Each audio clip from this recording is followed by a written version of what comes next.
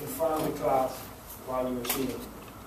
The teacher takes you and calls you out in front of the class. When she calls you out in front of the class, you are inside as crawling, turning over because of embarrassment, because of self-resentment that, wow, I actually got caught cheating. Now, what is the consequences when you already know what the consequences are? Then you look at your classmates. And you think about what they're probably saying by looking at you, saying things like, hey, whatever he gets, he deserves because he shouldn't be cheating in the first place. Take him to the dean of academic affairs. Let him get suspended. You know what? He deserves it because he shouldn't have been cheating in the first place. How would you really feel? Well, that's the question each one has to ask themselves. This is a story about Henry, who was caught cheating during a final exam. In the beginning, he never got caught because he cheated many times before, but he got caught this time. But like Henry, many persons in the world today, they cheat people. He cheated on the final exam. You have people who cheat people out of life in regards to people's savings in the case of Bernie Madoff. I'll advise you not to be like any of them. As I speak to you, I hope to persuade each and every one of you to not cheat in life or in school. Before we look at what may happen to someone when they're caught cheating, let's define the word cheat itself. As the dictionary.reference.com defines the word cheat when it's used as a word in a subject, it is defined as to defraud, to swindle. He cheated her out of her life savings. And as it is defined as a noun, it will be pronounced as, as a person who acts dishonestly, deceives, or defrauds. He cheated, and he's a liar. There are many things that can happen to a person when they are caught cheating. But today we'll just look at two. First thing, being exposed and embarrassed in front of a class. The professor pulls you out in front of the class, and you look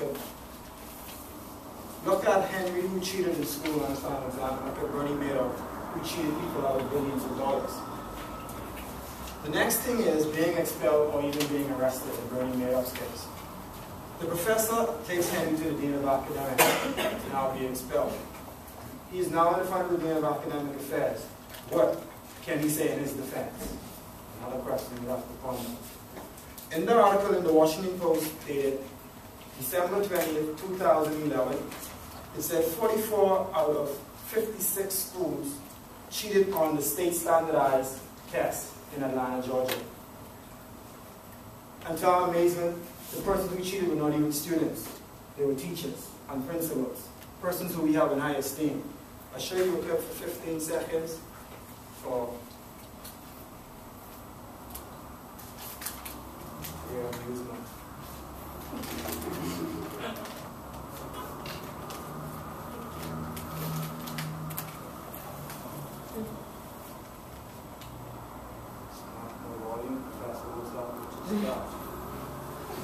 It's up to the highest.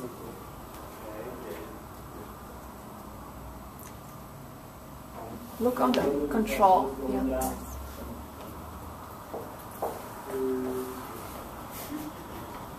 I'm not sure. Where is it? 15 seconds. I think I'm on a second.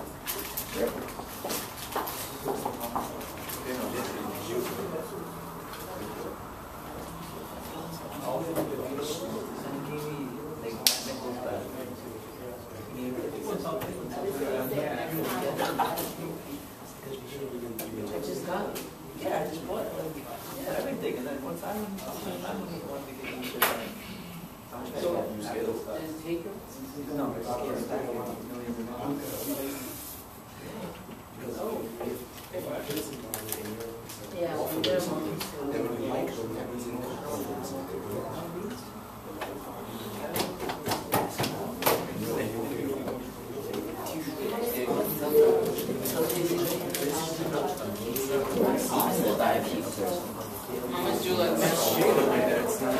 yeah, but like that whole class is sweating balls. It's all important. Yeah. Oh, okay, slow. You just heard me say that. What's that supposed to be?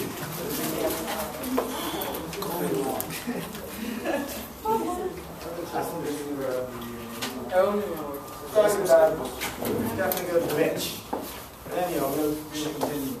As I was saying, an article in the WashingtonPost.com dated the 20th of December 9, 2011 stated that 44 out of 56 schools in Atlanta, Georgia cheated on the standardized Atlanta test across the state. Like I said, the students wasn't at fault. It was the teachers and the principals who changed the grades to help bring a level of, I guess, as to bring it up for the state to say they're a better school and whatever. And as it went on, they are now being investigated and may end up losing their jobs.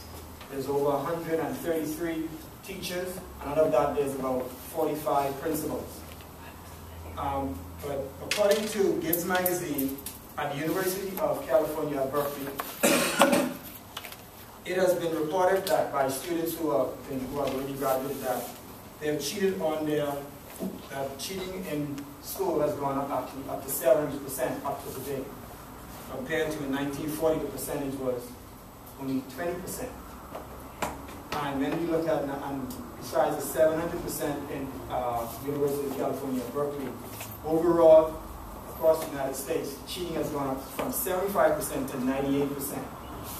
And when you look at 1940, the ratio is kind of small, because 1940 back in those days, you look at persons wasn't pushed by going to get an education or having to worry about getting a good paying job.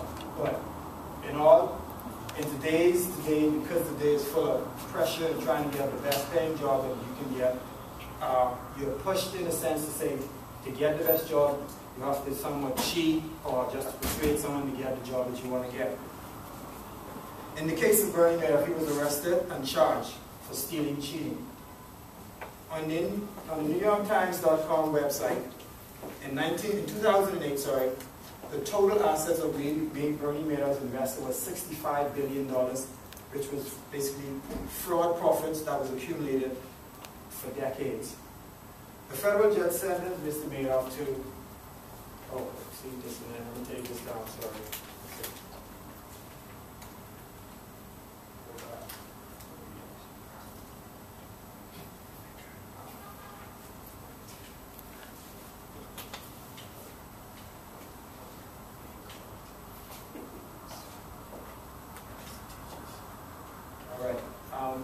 He was sentenced to 150 years in prison for cheating and running a huge Ponzi scheme. The judge who sentenced him called his acts extraordinarily evil. As persons in society, that we're all about quick fixes and a quick fix and being able to get whatever has to be done in a speedy resolution. We want satisfaction now and not later. So whatever we do whatever it takes in regards to we want to party, we want to watch TV, we want to go out with friends. But the last thing we want to do is actually study. But that's just the way it is. So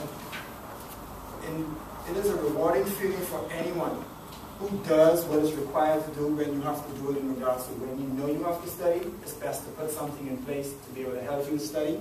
Studying is hard, as we all know, but if you have a clear conscience, after you have already studied and you're going to take an exam, you'll be able to